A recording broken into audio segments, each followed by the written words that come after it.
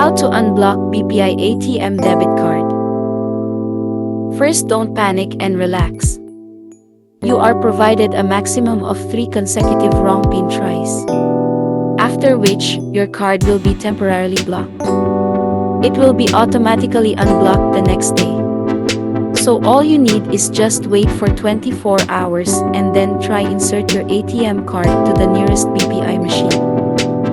However, if you already had 9 consecutive wrong PIN tries for BPI Debit MasterCard or 10 cumulative wrong PIN tries in a year for BPI Debit EMV series, your card will be permanently blocked.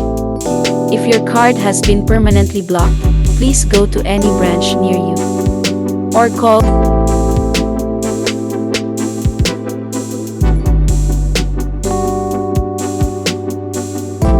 Please take extra care whenever you input your PIN to avoid card blocking.